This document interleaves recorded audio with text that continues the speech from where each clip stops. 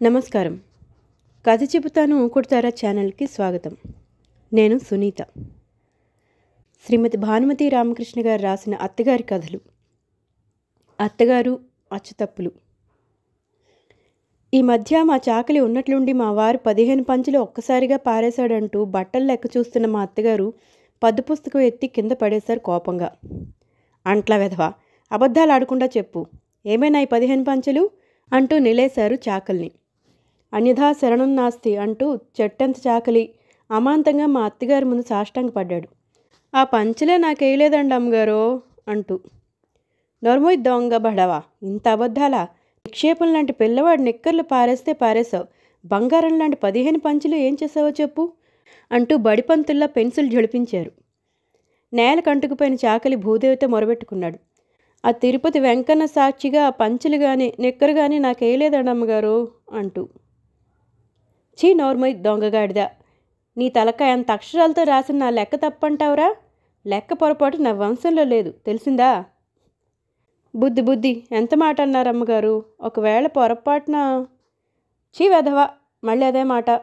పళ్ళు రాళ్ళగొట్టేవాళ్ళు లేక పొరపాటు రావడానికి ఒకటా రెండా? 15 పంచులు ఇట్టా కొన్నవి అట్టా వేశాడు బిడ్డ.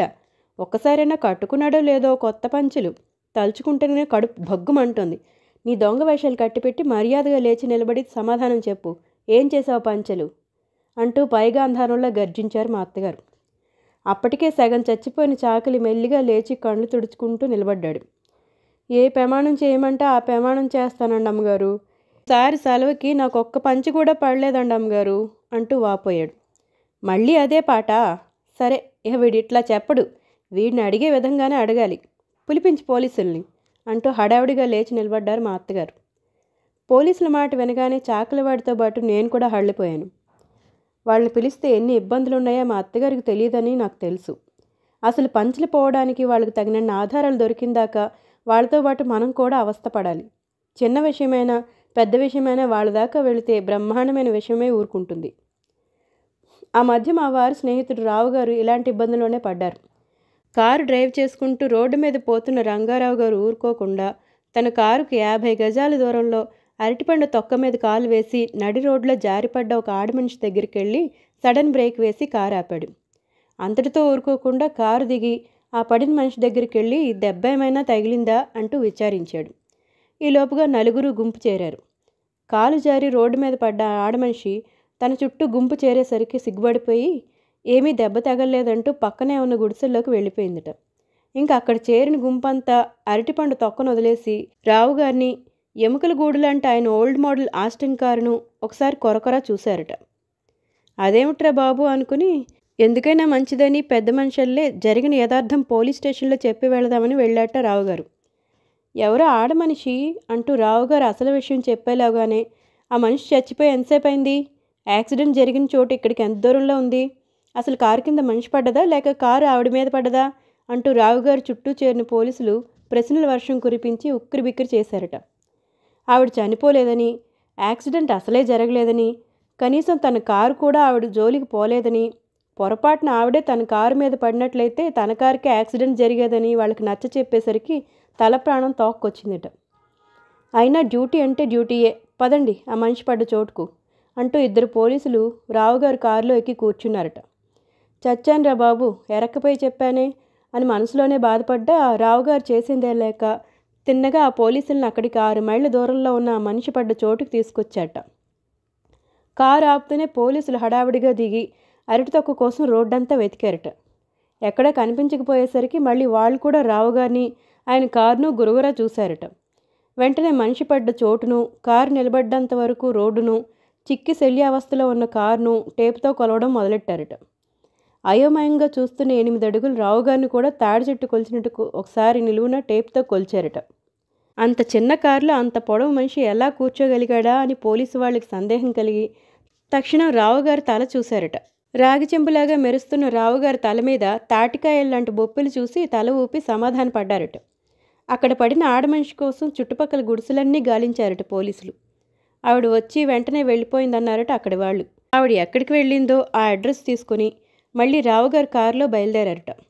వెళ్లే దారిలో హోటల్ కనిపించేసరికి కాఫీ తాగాలన్నారట పోలీసులు. భక్తుడిలాగా వాళ్ళకి కాఫీ గట్రా ఇప్పించి తను కాస్త కాఫీ గొంతులో పోసుకువచ్చి కారులో కూర్చున్నట్ట. రావుగారు నాకు కాఫీ ఇస్తేనే గాని కదలనంటూ పెట్రోల్ అయిపోయిన కారు సత్యాగ్రహం చేసిందిట. కష్టాలన్నీ ఒకేసారి వస్తుంటాయి అన్నట్ట అందులో ఓ పోలీసు నవ్వుతూ. అసలే చిరాకుతో లోపల మండిపోతున్న రావుగారు సంతోషించాలే నీ సానుభూతికి అని పైకి అనబోయి లోపల అనుకుని అక్కడికి 1/2 మైలు దూరంలో ఉన్న పెట్రోల్ బంక్ దాకా కారు తోసుకుంటూ వెళ్ళాడట. పోలీసులను కారులో కూర్చోబెట్టి పెట్రోల్ వేసుకొని ఎలాగో తిరిగి ఆవిడ అడ్రస్ కనుక్కుని తీరా విచారిస్తే ఆవిడ అక్కడికి కూడా రాలేదని, బహుశా అక్కడికి 50 మైళ్ళు దూరంలో ఉన్న వాళ్ళ పల్లెటూరుకి వెళ్ళి ఉంటుందని చెప్పారట పక్కేళ్ల వాళ్ళు.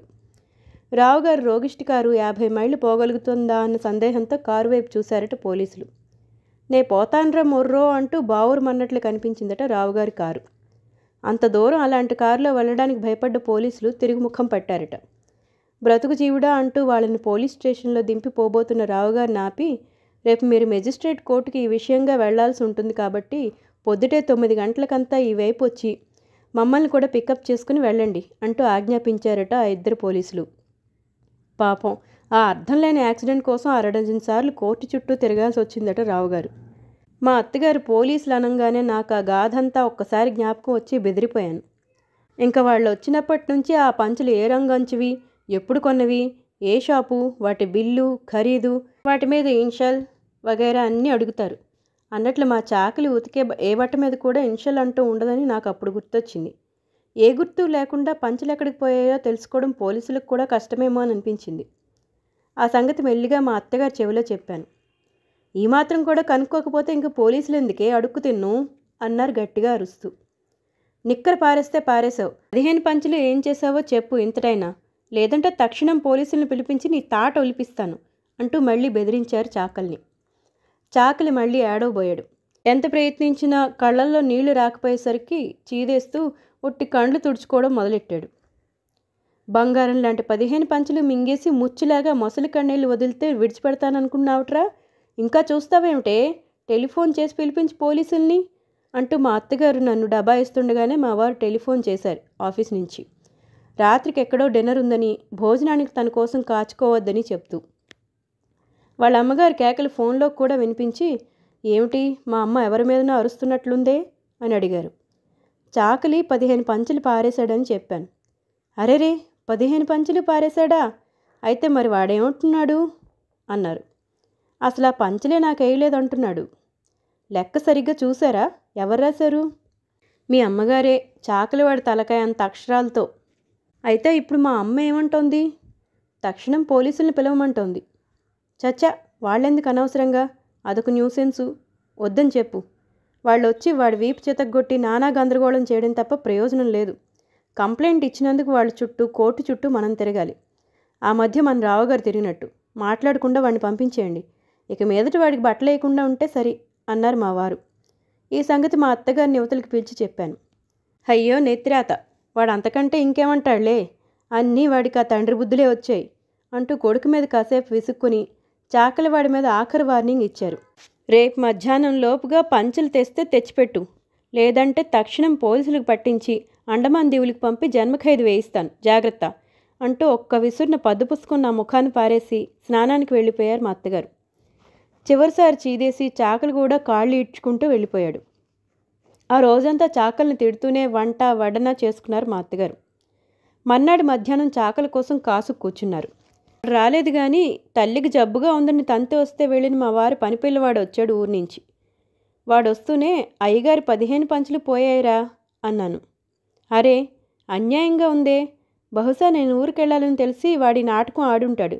నేనే కదమ్మా 15 పంచులు వేసి బిల్లు కూడా తీసుకొచ్చాను, ఉండండి నేను ఇప్పుడే వెళ్ళి ఆ లాండ్రీ వాడి పని పట్టిస్తాను అని వాడు అంటుంటే వెలవలబోతున్న మా అత్తగారు, లాండ్రీ ఏమిట్రా, చాకలి పారేశాడంటుంటే అన్నారు. అబ్బాయి లేదమ్మా, చాకలి మూటలోంచి నేనే తీసేశాను. అయ్యగారు పంచులు లేవంటే అర్జెంట్ వాష్కి వేశాను.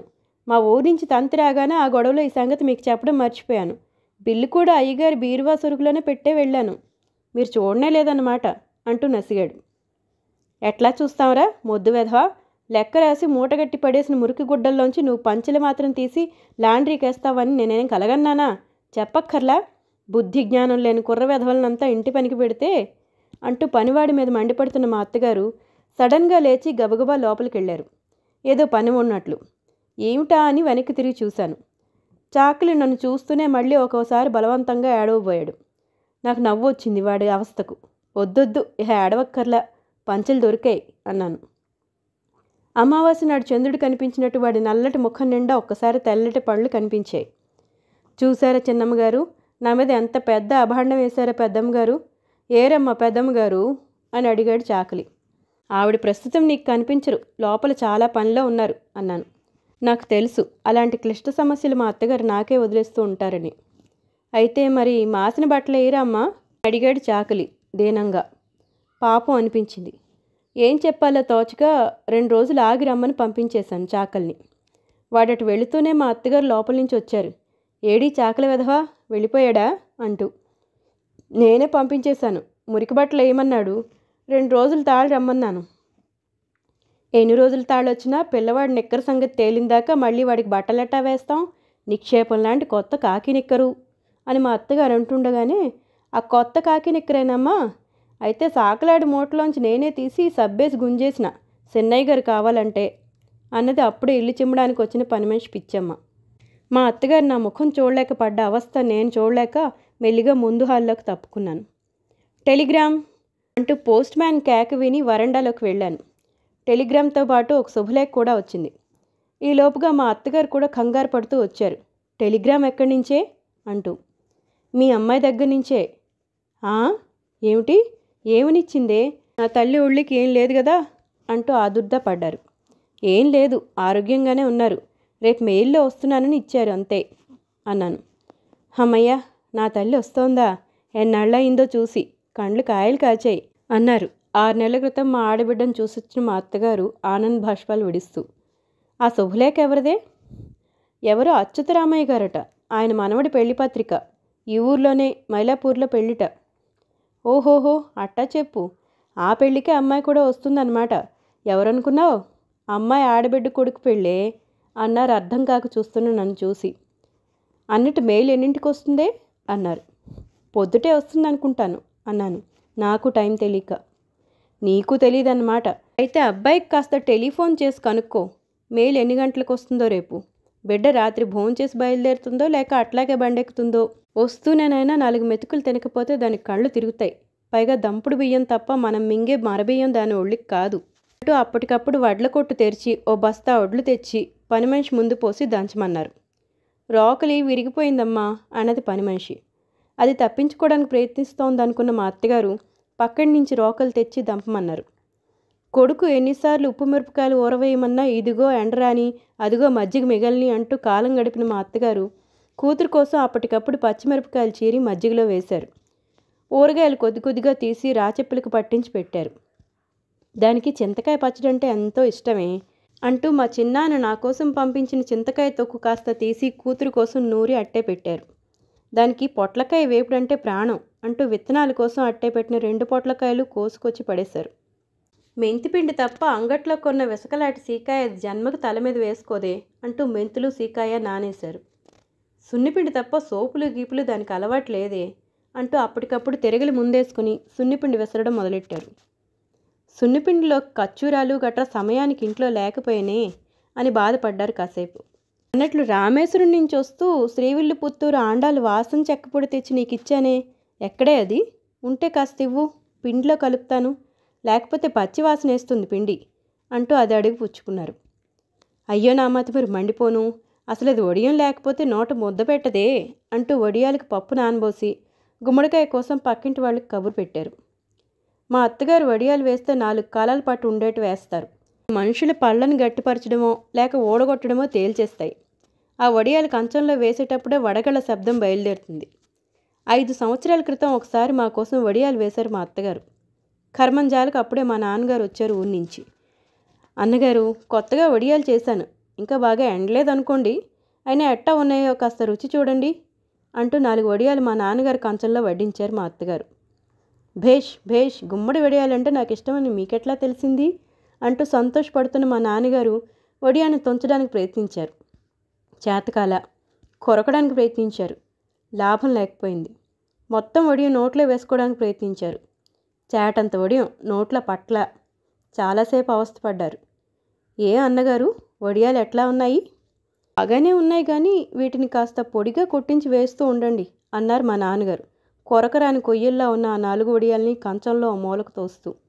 ఆ తర్వాత మా అత్తగారు ఏమనుకున్నారో ఏమో, మళ్ళీ ఆ వడియాలు వేయించలేదు, ఎవరికి వడ్డించలేదు. గప్చిప్గా ఊరుకున్నారు. ఎండకి ఎండుతూ వానకు తడుస్తూ పాత చింకి చాపను అంటిపెట్టుకుని బయటనే పడున్న ఆ వడియాల మీద చివరికి మా వాడు జాలిపడ్డాడు. తక్షణం వాడు వాడి స్నేహితులు కొందరు కలిసి కొన్ని వడియాల్ని రాకెట్స్ లాగా ఆకాశానికి పంపే ఏర్పాటు చేశారు. చాలా వరకు ఆకాశానికి పంపగా మిగిలిన వడియాల్లో కొన్ని కాకుల్ని కుక్కల్ని తరమడానికి ఉపయోగించారు. ఆ తరమడంలో ఒక వడియం ఎవరో పిల్లవాడి కణతకు తగిలి చిట్లి బొటబొట రక్తం కూడా కారింది. ఈ సంగతి విన్న ఆ పిల్లవాడి తల్లి ఎవరో రాయి తీసుకొట్టి అబద్ధాలు ఆడుతున్నారనుకొని వడియంతో అంత దెబ్బ తగలడం అసంభవమని మా ఇంటి మీదకు యుద్ధానికి వచ్చింది. మేమంతా ఆవిడ కాళ్ళు గడ్డాలు పట్టుకొని బతిమాలి అది రాయి కాదని, వడియమేనని, పొరపాటున తగిలిందని నచ్చచెప్పి ఆవిడకి నమ్మకం కలిగించేందుకు చాప మీద పడున్న మిగిలిన వడియాలన్నీ చూపించాం. అప్పటికి సమాధానపడి దిక్కుమాలిన వడియాలు అని తిట్టుకుంటూ పిల్లవాడిని తీసుకుని ఇంటికెళ్ళింది. ఇంకా ఆ వడియాలు అక్కడ ఉంటే ప్రమాదం అని తక్షణం బయట పారేయించాను, మా అత్తగారు చూడకుండా. అక్కడ వాటిని వదలలేదు. ఎదురింటి ఆడపిల్లలు చిల్లపెంకులకు బదులు ఆ వడియాలను తొక్కుడు బిళ్ళలుగా ఉపయోగించి ఆడుకున్నారు. ఆ తర్వాత వడియాలు కావాలని మేము అడగనూ లేదు, మా అత్తగారు వేయనూ లేదు. కూతురు వస్తుందనగానే మళ్ళీ వడియాలు రుబ్బడానికి కూర్చున్నారు. అన్నట్లు మర్చిపోయానే, రేపటికి నెయ్యి లేదు ఎట్టా? కాఫీ పొడి కూడా అయిపోయినట్టే ఉంది. దానికి అన్నం అక్కర్లేకపోయినా రోజుకు 5-6 సార్లైనా కాఫీ కావాలి. రేపు ఆదివారం కూడాను. త్వరగా ఒక కాగితం పెన్సిల్ తీసుకొచ్చివ్వవే అంటూ చేయి కడుక్కున్నారు. అట్లాగే బజార్ సామాన్లు కూడా తెప్పించండి, కందిపప్పు, మినప్పప్పు, చక్కెర అన్నీ రేపటిదాకా వస్తాయి అన్నాడు వంటవాడు నసుగుతూ. పీడా పోయింది పో. 1 తారీఖు 10 రోజులు ఉందనగానే అన్నీ నిండుకున్నాయా? బాగానే ఉంది. సరే, మళ్ళీ మళ్ళీ ఎందుకు? ఒకసారి చెప్పు ఏమేం కావాలో రాసిస్తా, మళ్ళీ రేపు ఆదివారం కూడా అంటూ పెన్సిలు కాగితం తీసుకొచ్చి కూర్చున్నారు మా అత్తగారు. కందిపప్పు 10 మానికలు. ఒరి నీ 10 మానికలు దొంగలు దోలా? హవ్వా, ఎందుకురా 10 మానికలు? ఇంకా నయం 10 బస్తాలన్నావు కావు అంటూ పడి పడి నవ్వారు మా అత్తగారు. వెనకటికి మా అత్తగారింట్లో 80 మంది జనాభాకు నెలకు 10 బస్తాలు పప్పు ఉడికేదిట. ఆ కాలంలో పప్పే ప్రధానం అట్టా ఉంది నువ్వు చెప్పేది. తర్వాత మినప్పప్పు 5 మానికలు. ఒరి నీ ఎంటవా నగురవా, ఎందుకురా 5 మానికలు? వెనకటికి మా బంధువుల్లో ఒక ఆవిడ నిత్యం మినపగారెలు తినటానికి ఉన్న ఆస్తంతా తగిలేసిందట. బస్తాలు బస్తాలు మినప్పప్పు తిని తిని చివరికి పుట్టెడు చెవుడితో పోయిందట ఆ ఇల్లాలు అంటూ మళ్ళీ నవ్వారు మా అత్తగారు. వంటవాడు చిన్నబుచ్చుకున్నాడు. మాట సామెత కన్నా కానీ తొందరగా తెములు మరి, ఇట్లా ఒక్కోటి చెప్తే అప్పటికే ఏటు, వరుసగా చెప్పుకుపో, నేను రాసుకుంటూ పోతాను అని మా అత్తగారు అంటుంటే వంటవాడు పరుగులు లంకించుకున్నాడు. ఆవాలు, మెంతులు, మిరియాలు, ధనియాలు, జీలకర్ర 5 పళాలు, నూనె 5 వీసులు, ఉప్పు వీసుడు, 8 వీసులు చక్కెర, టన్ను కట్టెలు, పిండి గోధుమలు, రవ్వ గోధుమలు, బార్ సోపు, పళ్ళపొడి, 12 అగ్గిపెట్టెలు, 1 LG ఇంగు పెట్టె, కేసరి పౌడరు. ఒరే, ఇహ ఆపరా నీ దండకం, అంగడంతా కొనిపించేట్టున్నావే. ఈ సామాన్లు ఖర్చు కానీ తర్వాత చూసుకోవచ్చు అంటూ లిస్టు పూర్తి చేసి పనిపిల్లవాడి చేతికిచ్చి చెట్టి అంగడి నుంచి సామాన్లు పట్టించి రమ్మని పంపించేశారు. రాత్రి 10 గంటల ప్రాంతాల్లో 2 రెండేళ్ల బండ్లు, 1 తోపుడు బండి వచ్చి ఇంటి ముందు ఆగాయి. అంతరాత్రప్పుడు 2 ఎడ్ల బండల్లో ఏ పల్లెటూరు వాళ్ళు వచ్చారబ్బా అనుకుంటూ బయటికెళ్ళి చూస్తే బండ్ల వెనకాల చెట్టి కొడుకు, మా పనిపిల్లవాడు సైకిళ్ళు దిగుతున్నారు. నన్ను చూస్తూనే చెట్టు కొడుకు నమస్కారం చేసి, మన ఇంట్లో విశేషం అని కాస్త ముందుగానే తమరు కబురు చేసినట్టయితే అన్ని సామాన్లు మా అంగడి నుంచే సప్లై చేసేవాళ్ళం. ప్రస్తుతం ఉన్నంత వరకు మా అంగట్లోవి, పక్క అంగళ్ళలోవి తీసుకొచ్చాను. మీరు పంపిన లిస్టు ప్రకారం సామాన్లన్నీ పూర్తిగా తేలేకపోయినందుకు క్షమించాలి. తమరు పంపిన లిస్టులో 10 బస్తాలు కందిపప్పుకు గాను ప్రస్తుతం మా అంగట్లో ఉండేది కాక 4 బస్తాలు తెప్పించి మొత్తం 8 బస్తాలే తెచ్చాను. కొరవబడ్డ 2 బస్తాలు రేపు తెల్లారి సరికల్లా పంపుతాను. అట్లాగే 5 బస్తాలు మినప్పప్పుకు గాను 3 బస్తాలే తెచ్చాను. అది మా అంగట్లో 1.5 బస్తా పప్పే ఉండింది, మిగతాది బయట అంగళ్ళ నుంచి తెప్పించాం. చిన్న చిన్న చిల్లర సామానంతా మామూలుగా పంపే తోపుడు బండిలోనే తెచ్చా. ఇకపోతే వీస కట్టెలు 8 టన్నుల చక్కెర అని వ్రాసింది లిస్టులో. అది పొరపాటున రాశారేమో కనుక్కుని పోదామని వచ్చాను. ఎందుకంటే ప్రస్తుతం మార్కెట్లో చక్కెర దొరకడం చాలా కష్టంగా ఉంది. వీచి చక్కెర కోసం జనం క్యూలో నేలబడి పడిగాపులు పడుతున్నారు అంటూ చెట్టి కొడుకు చెబుతూ ఉంటే గుడ్లప్ప చెప్పి వింటూ కొయ్యబారి నిలబడ్డాను. ఎవరే బండల్లో వచ్చింది? కొంపతీసి పెండ్లి కొడుకు పల్లెటూరు బంధువు ఎవరన్నా విడిదిల్లు అనుకుని రాలేదు కదా అంటూ లోపల నుంచి వచ్చారు మా అత్తగారు. నమస్కారం పెద్దమ్మగారు, తమ రాసి పంపిన లిస్టులో సామాన్లని కాస్త కొరవబడ్డందుకు క్షమించండి. 10 బస్తాలు కందిపప్పుకు గాను 8 బస్తాలే తెచ్చాను. మినపప్పు కూడా 2 బస్తాలు కొరవడ్డాయి. ఆ 2 రేపు పంపిస్తాననుకోండి. కానీ చక్కెరది ఒక్కటే కష్టం. అసలు ఇది ఎంత రాశారో కనుక్కుని పోదామని వచ్చాను. 8 టన్నుల చక్కెర లేక ఉరిని టన్నుల దొంగల దోలా? ఈ బండ్లేమిటి, ఈ బస్తాలేమిటి? హవ్వా, ఏమిటి అన్యాయం? నీకే మతిగితి పోలేదు కదా అబ్బి? చెట్టు కొడుకు వెలవెలబోతూ తమరు పంపిన లిస్టు ప్రకారమే తెచ్చాను అన్నీ అన్నాడు. చాలే ఊరుకో పెద్ద మనిషి, ఎవరైనా నవ్విపోతారు. నేను రాసిన లిస్టులో ఇన్ని సామాన్లు రాశానా? ఏది చూపించి లిస్టు అంటూ నిలేశారు చెట్టు కొడుకును. చెట్టు కొడుకు జేబులన్నీ వెతుక్కున్నాడు. కనిపించలా. పనిపిల్లాడిని అడిగాడు. మీరే తీసుకున్నారు సార్ అన్నాడు వాడు. కంగారు పడుతూ ఇప్పుడే వస్తాను అంటూ సైకిల్ తీసుకుని పరిగెత్తాడు చెట్టు కొడుకు. అన్ని దొంగ వేషాలు, దొంగ బుద్ధులును. అంగట్లో అమ్ముడుపోని సరికంతా ఊళ్ళో వాళ్ళు నెత్తికి కట్టాలంటే ఎట్లా? న్యాయం ఉండక్కర్లా? ఇట్లా ఎవరైనా రాస్తారా? ఇంత అన్యాయం చేస్తుండబట్టే 6 నెలల క్రితం అంగట్లో ఉండేవన్నీ పట్టపగలే దొంగలు దోచిపోయారు అంటూ చెట్టుకి అష్టోత్తరం జరుగుతుండగానే చెట్టు కొడుకు పరిగెత్తుకొచ్చాడు సైకిల్పై. లిస్టు కాగితం దారిలోనే దొరికింది. కర్చీఫ్ తీస్తుంటే కింద పడ్డట్లున్నది. ఇందండి మీరు రాసి పంపిన లిస్టు అంటూ మా అత్తగారి చేతికి అందించాడు ఆయాసపడుతున్న చెట్టు కొడుకు. మా అత్తగారి లిస్టులో తనేం రాశారో చూసేలోగానే నేను దొంగలాగా లోపలికి జారుకున్నాను. కాసేపటికి బండ్లు వెళ్ళిపోయిన చప్పుడు వినిపించింది. గప్చిప్గా లోపలికి వచ్చారు. మర్నాడు తెల్లవారుజామున నేను లేచేసరికి మా అత్తగారు లేచి నీళ్ల పొయ్యి అంటించారు. రాత్రి మా వారు ఆలస్యంగా రావడం వల్ల డ్రైవర్తో చెప్పడం మర్చిపోయిన నేను పిల్లిలాగా వెళ్ళి పనిపిల్లవాడిని లేపాను. పనిపిల్లాడు లేచి కూర్చొని కాసేపు నిద్రపోయాడు. మళ్ళీ తట్టి లేపాను. నిలబడి కాసేపు నిద్రపోయాడు. చివరికి ఇట్లా కాదని చెంబుడు నీళ్లు తెచ్చి వాడి నెత్తిని పోసా. పిచ్చెత్తినట్లు కలవరిస్తూ ఇల్లంతా పరిగెట్టడం మొదలెట్టాడు. మా అత్తగారు డ్రైవర్ సంగతి అడిగేలోగా కబురు పెడదామనుకుంటే ఎంతకీ వాడు స్పృహలోకి రాలేదు. మూల ఉన్న పేం బెత్తంతో ఒక్కటి తగిలించా. దాంతో అదిరిపడి బాబోయ్ అమ్మగారు ఏంటి అంటూ ఈ లోకంలో పడ్డాడు. అర్జెంటుగా సైకిల్లో వెళ్ళి పెద్ద కారు డ్రైవర్ పెంటసామిని పిలుచుకురావాలి, స్టేషన్ కారు తీసుకెళ్లాలని చెప్పు, అర్జెంట్ అంటూ పంపించేశాను డ్రైవర్ ఇంటికి. 10 నిమిషాల్లో తిరిగి వచ్చేశాడు. పెంటస్వామికి ఒంట్లో బాగాలేదని, అయ్యగారి దగ్గర లీవ్ తీసుకుని రాత్రి ఊరికెళ్ళాడని, అంచేత చిన్నకారు డ్రైవర్ మురుగుస్వామిని అర్జెంటుగా రమ్మని చెప్పొచ్చానని చెప్పాడు. నా గుండెల్లో రాయపడ్డది. మా అత్తగారికి మొదటి నుంచి మురుగుస్వామి తాత డ్రైవర్ అంటే ఒళ్ళు మంట. దానికి కారణాలు లేకపోలేదు. ఒకసారి మురుగుస్వామి తాత డ్రైవ్ చేస్తే మా చిన్న కారులో దేవాలయానికి వెళ్ళాం, మా అత్తగారు నేను. తిరిగి వచ్చే వేళకి కాస్త చీకటి పడింది. అప్పటికింకా దీపాలు పెట్టారో లేదో. ఇంకా మా మురుగుస్వామి తాత రోడ్డు వదిలేశాడు. పేమెంట్ మీద నడిచే జనం మీదకి పోయి ఒదిగి నడిచే వాళ్ళందరినీ జడిపించడం మొదలెట్టారు. ఎదురుగ్గా ఓ పెద్ద లారీ భయంకరంగా హెడ్లైట్స్ వేసుకుని వస్తుంటే మా మురుగుస్వామి తాత కళ్ళు చీకట్ల కమ్మాయి. అమాంతంగా ఆ లారీతో ఢీకట్టుపోయి చటుక్కున పక్కకు తప్పుకోవడంలో రోడ్డు పక్క నుండే చెట్టెక్కించాడు మమ్మల్ని. సగం చెట్టెక్కిన కారు సడన్గా వెనక్కి తగ్గడంలో మా నడుములు విరిగాయి. సిలోన్ టెంకాయ లాంటి మా అత్తగారి తలకాయి వెళ్ళి కారు వెనకవైపు గ్లాసుకు తగిలి గ్లాసు సహస్ర తునకలైంది. పోలీసులు చేరకముందే ఎట్లాగో ఆ చోటు నుండి బయటపడ్డాం. ఆ రోజు నుంచి మా అత్తగారికి మురుగుస్వామి తాత అంటే హడల్. అసలు ఆ గుడ్డి పీనుగు రోడ్డు మీద కారు నడపడం మానేసి చాలా కాలం అయిందే. వాడి దృష్టంతా రోడ్డు పక్క నుండే చెట్ల మీద, స్తంభాల మీద ఉంటుంది. మీరు కాబట్టి ఇంకా ఆ ముసలి పీనుగుడు డ్రైవర్గా అట్టే పెట్టుకున్నారు, కానీ ఇంకెవళ్ళైనా అయితే తన్ని తగలేస్తారు. ఇహ ఆ మురికి వెధవ కారులో చస్తే కూర్చోను అంటూ ఆనాటి నుంచి శపథం పట్టారు మా అత్తగారు. తీరా తన కూతుర్ని స్టేషన్ నుంచి తీసుకురావడానికి మురుగుసామే వెళ్తున్నాడని తెలిస్తే చిక్కే. మా అత్తగారు కేకేశారు. మెయిల్ ఎన్నింటికి వస్తుందో అబ్బాయిని అడిగావా? డ్రైవర్కి కబురు పెట్టావా అంటూ ప్రశ్నించారు. ఈ పాటికి వస్తూ ఉండాలి అన్నాను. ఎవరు? పెంట వెధవా, మురికి వెధవా? మురుగుసామే. అంటూ అదిరిపడ్డారు మా అత్తగారు. అయ్యో నెత్తిరాత, ఆ గుడ్డి పీనుగుని ఎందుకు రమ్మన్నావే?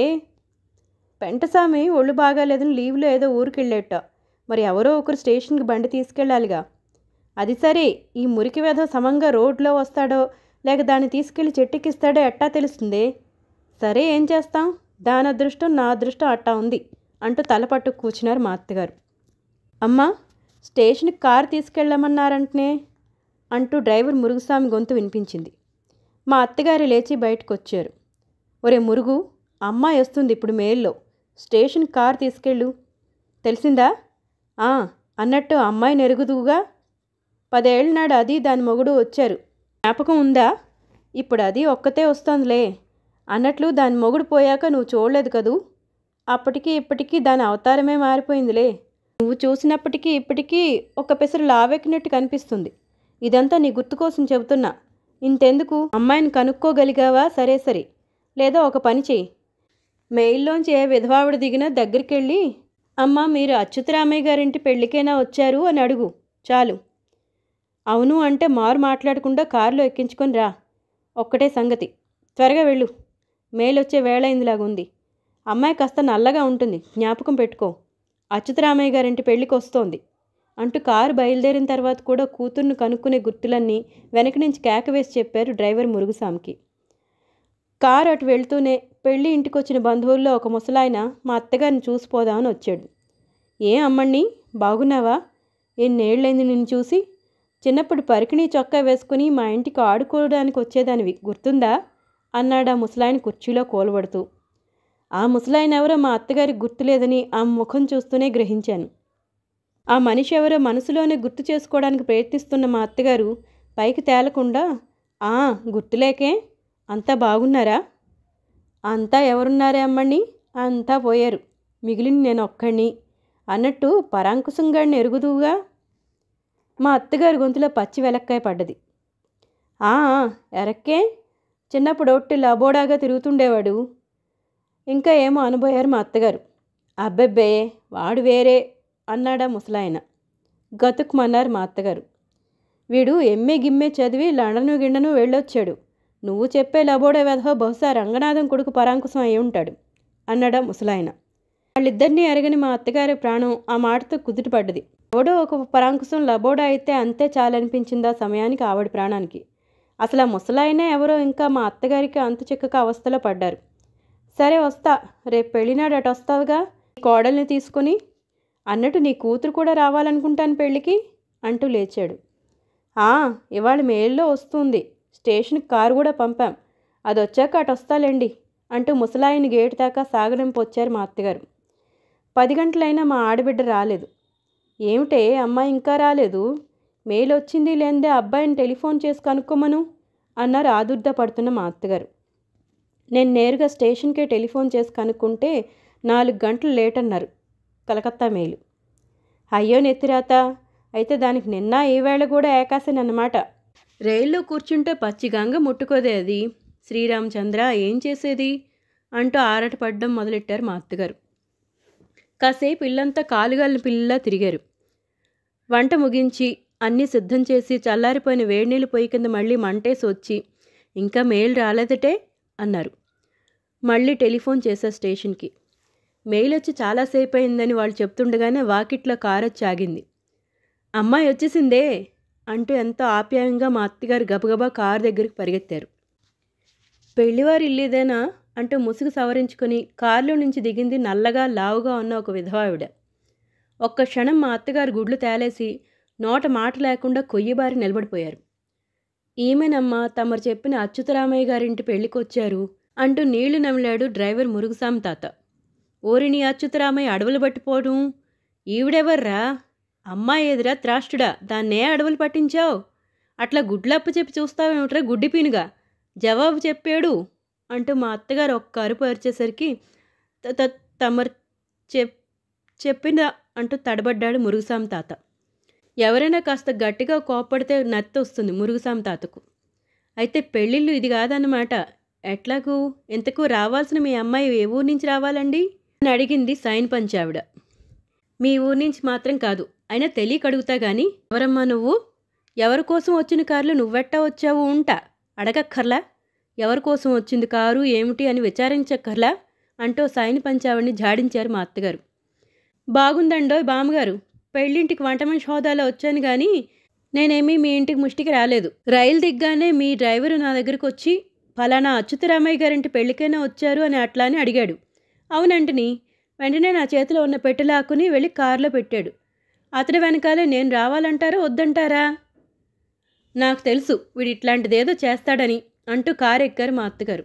వెంటనే వెళ్ళుంటే ఇంత అనర్థం లేకుండా పోయేది. నిన్నటి నుంచి అన్నం నీళ్లు లేకుండా బిడ్డ ఏం ఆగుచాట్లు పడుతోందో, కారు కోసం ఏం పడిగాపులు పడుతోందో చూస్తావేరా, బయలుదేరు అంటూ ఒక్క అరుపు అరిచారు. గజగజలాడుతున్న మురుగుస్వామి తాత పిల్లిలాగా కారులో కూర్చుని కారు స్టార్ట్ చేశాడు. కారు బయలుదేరే లోపుగానే మరో టెలిగ్రామ్ వచ్చింది.